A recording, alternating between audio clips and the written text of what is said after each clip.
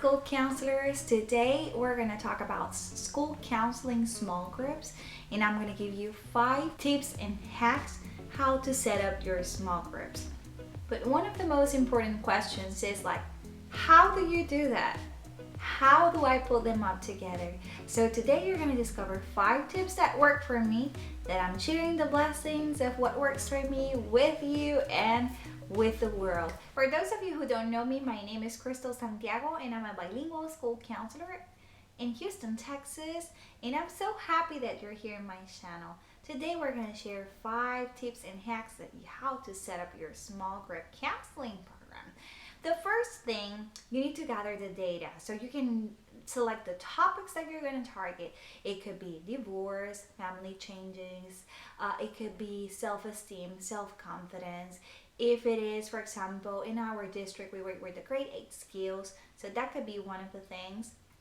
If you're working with students with parents incarcerated, if you're working with targeting any specific goals, if you're working on behavior challenges, if you're working in friendship problems, if you're working in a specific family situation, and grief and loss, that is one of the most commons right now with the pandemic. So let's recap. The first tip was like to think about the topics that you want to target. You can gather that data from your teachers, from the staff, from parent referral, student self-referral, teacher referral, or your needs assessment. So kind of you can use that data to guide what are the topics and how you're going to combine your students. Tip number 2.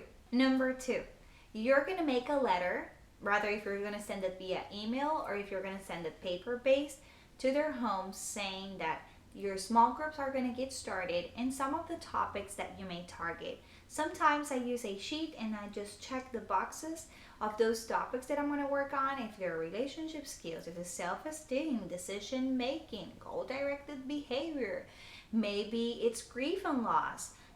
Everything is different for every single child. So all the topics that you're going to talk in your sessions, that's what the parents need to know. Also, they need to know how many sessions are you going to offer. They need to know how they can contact you if they have any questions, phone number, email, from what time frame. So imagine from February the 1st until March the 30th. Maybe your sessions, maybe you put all the sessions in 2 weeks. If that's your case, it's very important that the parent knows when it's going to happen, how it's going to happen, what are you going to talk about, and how they can contact you in case that they have any questions. After that, also give them a time frame so they can return the consent and send it back to you so you can build your small groups. If you have any questions, don't forget to leave it in the comments below, or if you have any other suggestions, any areas that you want me to talk about in these videos. Every week we're going to post one video about the different topic. Tip number 3. We already established what are going to be the topics that you're going to target for this 9 weeks or this cycle or this school year, depending of how you do it. Tip number 2, you're going to build or you're going to create that letter for the parents and the families and letting them know how they can find you, the sessions, topics, and all of those details. Tip number 3, now you need to go into your agenda and start creating. It could be a Google Sheet, it could be a paper-based stuff where you keep track of the students that you're giving that form. And another area in your form that it works very well, I use it in Google Sheets. I use for this, and this works really well for me, a Google Sheet, and I open it up and I put the name of the student, grade level, then I put consent. Either way you want to do it. I put my consent on the left side. That will be one of the first rows. Once I receive my paper back, I put a next to the name of the student, and I know that my student returned the consent. And tip number 4, the day that you set up to pick up the letters, you're going to see that the students are going to come in with the letters. You grab them as you go. The final day, you collect all those papers and you put them in place, and you start going back to your Google Sheets and you mark all those students who have consent. And now you can start pairing them per grade level or per need. And let's say, for example, if you have a group that it is going to be based on grief and loss, that's the perfect time to find similar ages and how you can build your small groups. For example, the student could be in 4th grade and maybe the other one is in 3rd grade, maybe the sibling is in 2nd grade. You can combine those 3 students together to target the same topics and the same things. You can also do an individual session. That's one of the most common things too.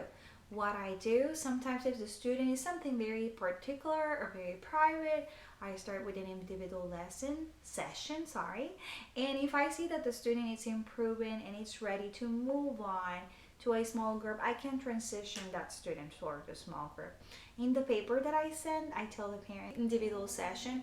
I always call home and let the parents know, and in the letter that I wrote, I let them know in case that I need to move your student from an individual to a small group or from a small group to an individual session, I will always contact you and let you know.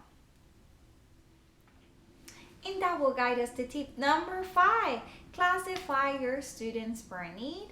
Build your small groups. It could be 1 per grade level. It could be 2 per grade level. It could be 2 groups based on the need. Maybe this is going to be friendship. Maybe it's going to be empathy. It's going to be maybe about decision making. Build your groups based on the needs. So tip number 1, let's recap.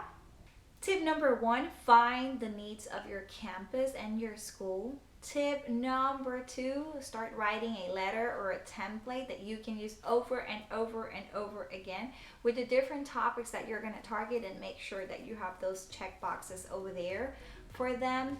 Dates, times, how they can contact you, and the time frame of the sessions. Tip number 3, we talk about the Google Sheet that you're going to create so you can keep track, because tip number 4 was to pick up those letters and build your groups. Once you go to tip number 5, build your groups based on the needs.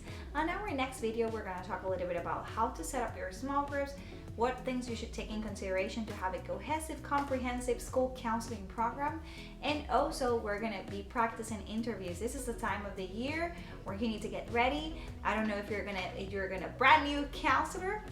I don't know if you want to move and switch schools and you don't have any idea. So stay tuned for us and subscribe to our newsletter down below.